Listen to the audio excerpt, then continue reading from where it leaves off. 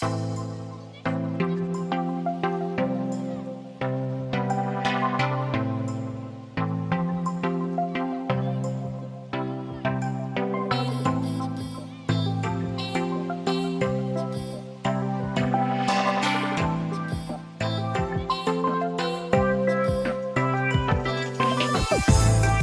what's up guys? It's Austin here from Royal Highness Python, and in today's video, I have a stubborn baby who won't eat frozen thawed, live, or ASFs, so my last resort is to assist feed him, and I'm going to show you guys my process of assist feeding today. Before we get into all that cool stuff, huge shout out to Atypical Origins.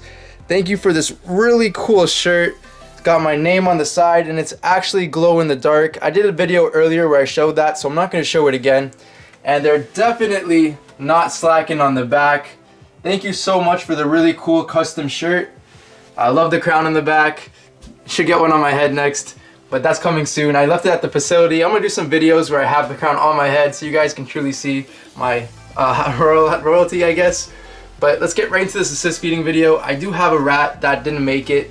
I had it for a few days. It was left inside the tub with the baby and it perished. So now I'm gonna go and assist feed it. So let's get right into that. So right here is the snake. It's a super pastel fire / vanilla orange dream 100% het clown, and I believe it's a male. So let me double check really fast. Yep, there's the 2 hemipenes. So it's definitely a male, and this guy hasn't taken his first meal from me yet. He's not super skinny, but he is getting to the point where I definitely want him to have a meal. So here I have the rat that did not make it. It didn't suffer, or it just perished. So now we're gonna go and assist feed them. And basically what I do for assist feeding is I like to get a really good grip right behind the snake's head, like so. No squeezing, you're just holding very gently, just so that the snake can get away. And then I go and take the tail and I wedge it underneath my arm and between the side of my belly. And while I'm doing that, I grab the rat around the same spot, and no squeezing once again. You definitely do not want to apply any pressure to the snake head, because this is where the jaws are and the jaws unhook. So you definitely do not want to put too much pressure there. And I just gently put the rat into the snake's mouth. Sometimes it might be reluctant at first, so it might take a couple seconds for the snake to open its mouth. But you're just going to rub the nose of the rat in the snake's mouth until it opens like that. And basically I just shove the rat's mouth in about this far, and then I like to close the snake's head onto the rat just to give it that feeling so he knows that it's going to eat and something is going in its mouth. I'm applying very little pressure. You definitely do not want to apply too much pressure, especially on a baby snake. And if you can see, he's trying to get out from underneath my arm right now. He's really squirming and trying to get out, but I'm not going to let him out. Hopefully he doesn't get out. And basically you see his mouth is now fully open, so now it's time to go and push the rat a little bit further. So I pushed it a little bit further to where the jaw is now unhinged, and we have the whole head into the snake's mouth. I did get a tooth through my hand right there, but right here, now you can see that the rat's head is into the snake's throat a bit, and I'm actually just gonna hold him like this for a second. He's gonna flail around. It's okay. But basically I'm just gonna hold it for like 3 to 5 seconds, maybe 10. Let him know that this is gonna go inside of him. And then, still holding his neck straight, I'm gonna wait till he opens his mouth again, and I'm gonna push it a little bit further in. And now you can see that a lot more of the rat's head is inside of the snake's mouth.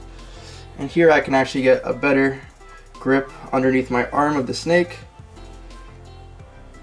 Again, very little pressure applied when you're doing this. You definitely do not want to squeeze the snake's head or squeeze the neck, because it is very fragile. It is a baby.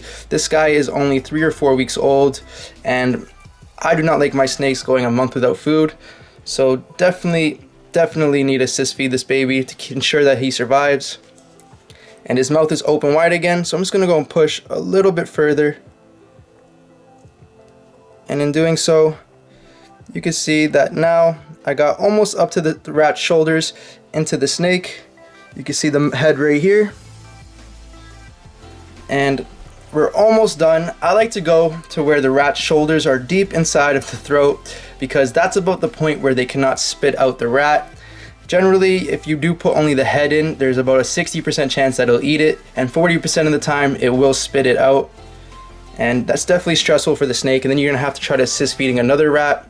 And I don't have another rat, so I wanna ensure that I do this the most efficient way and the safest way.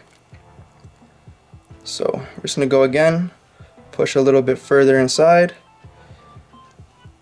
And if you notice, I'm trying to keep the snake's neck as straight as possible. He is fighting me a little bit, so I'm just gonna go and very gently straighten it out with my fingers. Hopefully it's all good. And just a little bit further till we get those shoulders just past into the throat. It's very important you do so.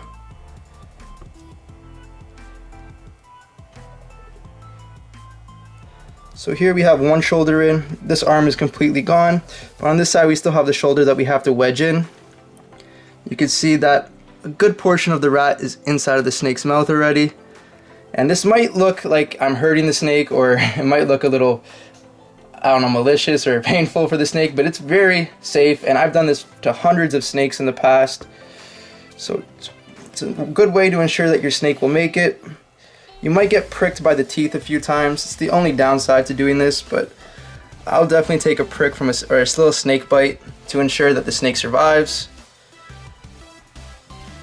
And almost done. You still see a little bit of the hand. I just want to make sure that I can't see any of the arms. And then you can even take your pinky and shove it in a little bit just to make sure it is all good and all in there. And you can see about half of the rat is inside of the snake now. And this is the portion where I like to stop. Some people like to go and put the whole rat inside. I would definitely not recommend it, but if you were to do it, I would get a probe, something with a round end, so that you're not poking around any pens or anything sharp inside of there, because you can injure the snake from the inside.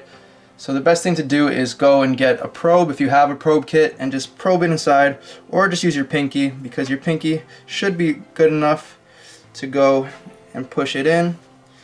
And here I'm just gonna go and leave it. At first they're gonna try spitting it out, and they might even spit out a little bit, but because of the wedged shoulders inside, it's gonna make it very hard. And since it's very hard for them, they're gonna go and eat it because it is easier to go in than come out at that point. And I'm gonna give you guys an update in about 5 minutes when he's done swallowing the rat.